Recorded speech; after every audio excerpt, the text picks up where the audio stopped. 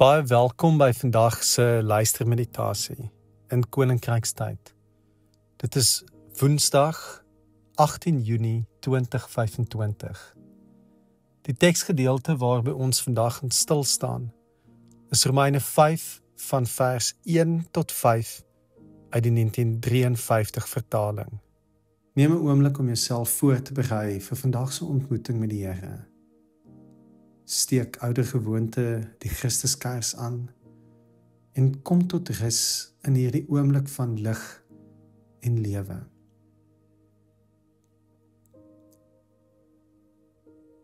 Here van my lewe, ek het geroep, U het gefluister. Ek het ver gekyk, maar U was naby. Ek het buite gesoek, maar U was binne. Amen.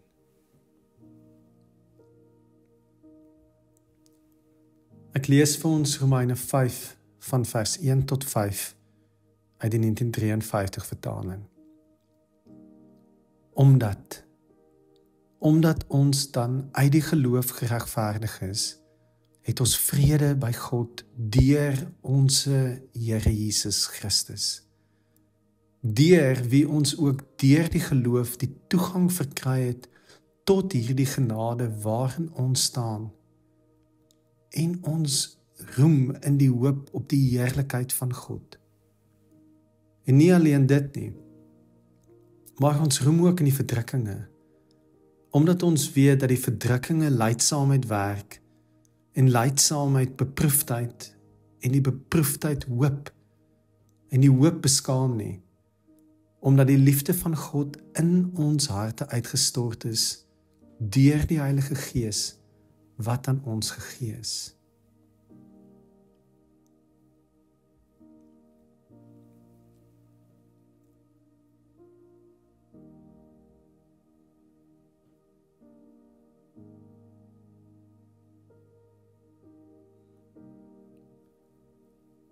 Viktor Frankl, 'n Joodse psigiater wat die gruwelhede van 'n kamp in Auschwitz meegemaak het 'n boek oor sy ervarings geskryf waarvan miljoene kopieë verkoop is. Die titel van die Engelse vertaling is Man's Search for Meaning. Frankl het bevind dat jy 'n groot krisis kan oorleef as jy betekenis in die lewe kan vind. Man can live with any how if there is a why. In hierdie gedeelte kom wys Paulus vir ons waarin lê sy why, sy hoekom. Hy begin dit met hierdie woordjie, omdat. Vir Paulus skuil die omdat belydenis in die betroubaarheid van Christus. Ons word geregverdig deur geloof. 'n Griekse woord wat ook met betroubaarheid vertaal kan word. En afhangende van hoe 'n mens Paulus se bekende uitdrukking lees, word ons deels gered deur ons geloof in Christus, maar oorwegend gered deur Christus se geloofwaardige betroubaarheid in en oor ons. As jy vandag 'n sin met die woordjie omdat sou kon begin. Hoekom is jy nou hier? Hoekom steek jy 'n Christuskers aan en maak die Bybel voor jou oop en luister na hierdie meditasie? Hoekom? Wat is die omdat wat nou op die oomblik in jou hart wortel skiet en waarmee jy dalk die res van die dag mee sou kon besig wees? Sit vir 'n oomblik daarmee by die Here.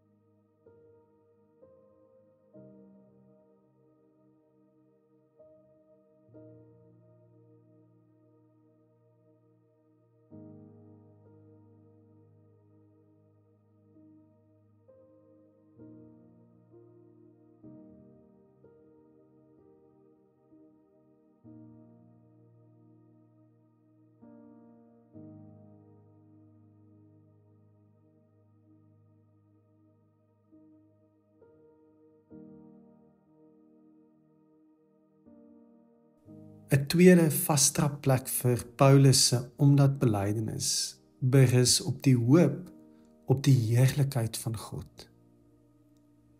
Elders in Romeine bid Paulus die volgende seënbede: Mag die God van hoop julle deur julle geloof met alle blydskap en vrede vervul, sodat julle hoop oorvloedig kan word deur die krag van die Heilige Gees. Wat maak jou hoopvol? Wat maak jou opgewonde? Wat vul jou met blydskap? Vir Paulus is dit die heerlikheid van God en dat God is die bron van sy hoop. Eugene Peterson vertaal dit met the God of green hope. Groen hoop. Hoe groen is jou hoop vandag?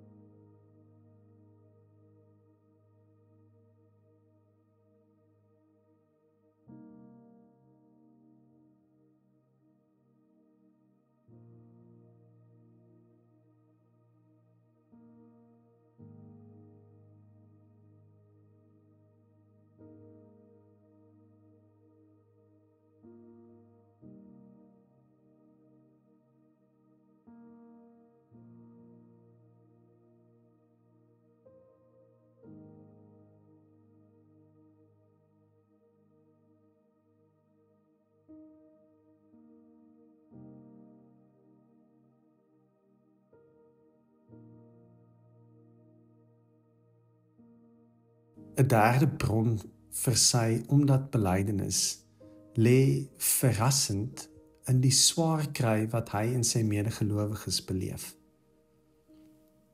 Jaco Strydom het onlangs tydens ons gemeente se Pinksterweek 'n opmerking gemaak wat my diep getref het.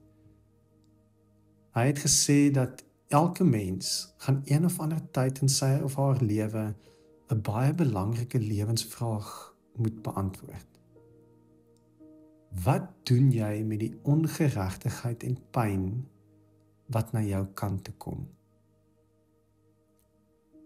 Ek het onlangs vir die tieners in ons gemeente gevra of hulle gemaklik sal wees as daar 'n galgtou bo die preekstoel hang as 'n simbool van God se genadige teenwoordigheid.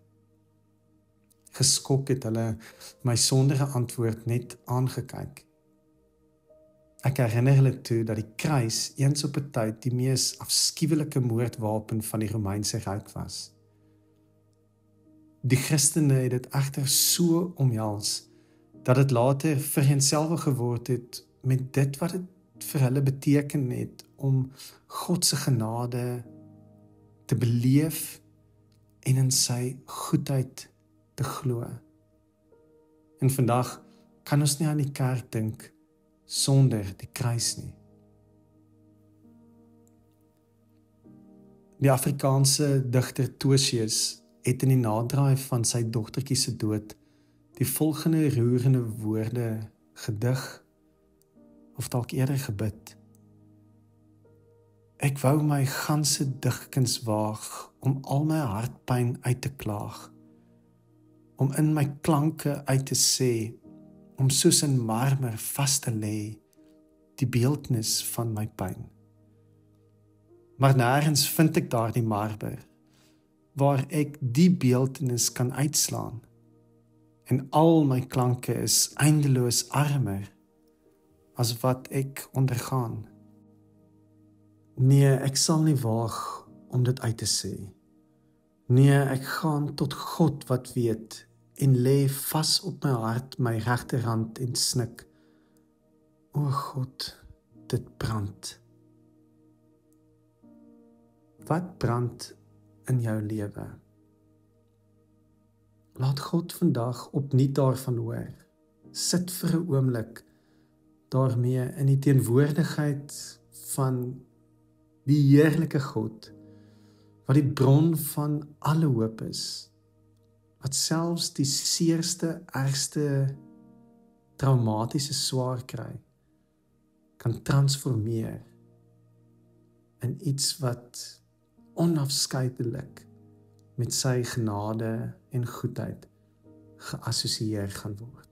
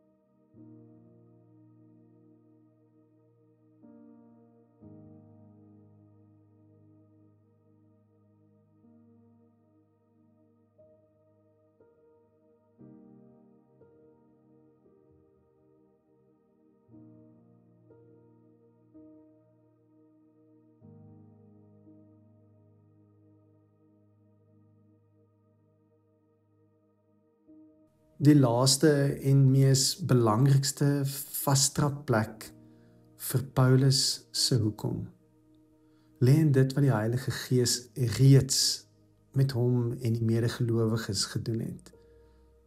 Naamlik dat God se liefde in hulle harte uitgestort is deur die Heilige Gees wat aan hulle gegee is. En let op net hierdie taal. En die hoop beskaam nie, omdat die liefde van God in ons harte uitgestort is, deur die Heilige Gees, wat aan ons gegee is. Paulus se omdat belydenis lê in die reeds en die nou van dit wat God reeds deur die Heilige Gees in sy lewe gedoen het. En wat waar was vir Paulus, is waar vir my en jou. God se liefde is in ons harte uitgestort deur die Heilige Gees wat aan ons gegee is. En daarom sal die hoop nie beskaam nie. Bid saam met my. Ewige Gees, dankie dat U elke dag met my besig bly. Dat U aan die werk is in al my ervarings. Dat U nie ophou om my te leer en om vorm nie. Amen.